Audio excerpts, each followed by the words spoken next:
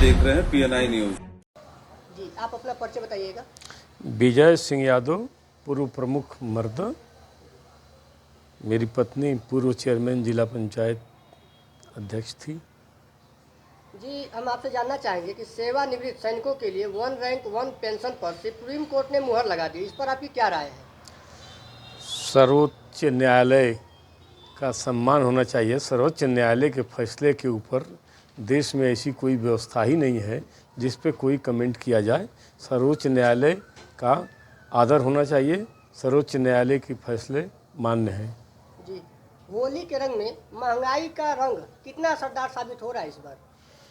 महंगाई का कुछ तो असर रहता ही है, लेकिन दो पहलू हैं। महंगाई के साथ साथ अगर आदमी की आमदनी बढ़ जाए तो अर्थशास्त्र के दृष्टिकोण से महंगाई और विकास का सीधा ग्राफ बनता है। महंगाई बढ़ना के साथ साथ व्यक्ति की आमदनी भी बढ़नी चाहिए। अगर देखा जाए तो विधानसभा के चुनाव में समाजवादी पार्टी ने भारतीय जनता पार्टी को पटकनी दे दी है 7 विधानसभाओं पर, तो इस बार विधान परिषद के चुनाव में क्या होने वाला है?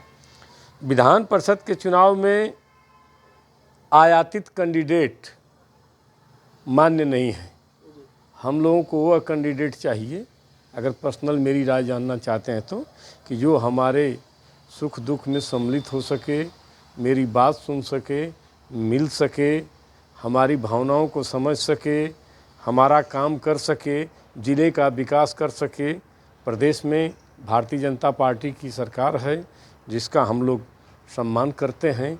लोगों ने जनाधार भारतीय जनता पार्टी के पक्ष में दिया है और गाजीपुर के विकास के लिए यहाँ भारतीय जनता पार्टी के जो उम्मीदवार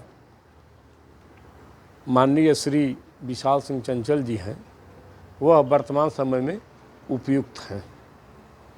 अगर देखा जाए तो समाजवादी पार्टी ने भी अपना प्रत्याशी घोषित कर दिया है, वहीं भारतीय जनता पार्टी ने भी घोषित कर दिया अपना प्रत्याशी। तो अब विधान परिषद के चुनाव में होली का रंग कैसा दिखेगा? होली का रंग अच्छा रहेगा। भाईचारा का त्यौहार है। यह भाईचारा बना के रहने की ज़रूरत है। सबको आपसी सौहार्द प्रेम बढ़ाने की ज़रूरत है। रहा ये जो समाजवादी पार्टी ने प्रत्याशी दिया है, यह प्रत्याशी बाहरी ज़िले के हैं, यहाँ के नहीं हैं। इनसे कोई इस ज़िले से लेना देना नहीं है। बाहरियों का अब तक रिजल्ट अच्छा नहीं आया है। यह जीत जाने के बाद भी लोगों के दुखों में सम्मिलित नहीं होते हैं। लोग चले जाते हैं और हारने के बाद तो मुझे विश्वास है कि गोमती नदी के इस पार भी नहीं आएंगे। मैंने तो उनको शकल भी नहीं देखा है। समाजवादी पार्टी को गाजीपुर के ही किसी कार्यकर्ता को, किसी समाजवादी नेता को चुनाव लड़ाना चाहिए था। समाजवादी पार्टी ने किसी को चुनाव नहीं लड़ाया है। इसलिए मैं, जो मेरा पर्सनल विचार है, मैं बाहरी प्रत्याशी के पक्ष में नहीं हूँ।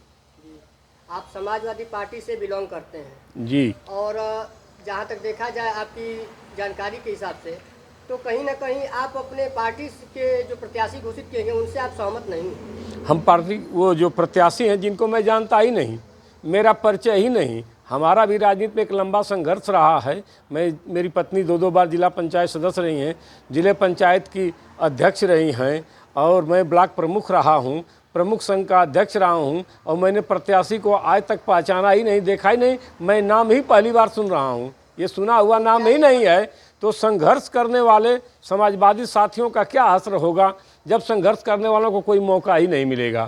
तो क्या एक बार फिर बीजेपी अपना पताका फहराने में कामयाब हो जाएगी?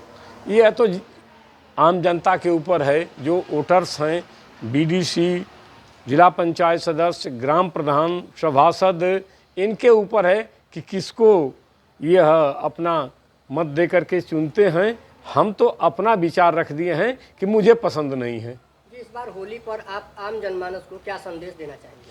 हम आम जनमानस को ये संदेश देना चाहते हैं कि होली भाईचारे का त्यौहार है।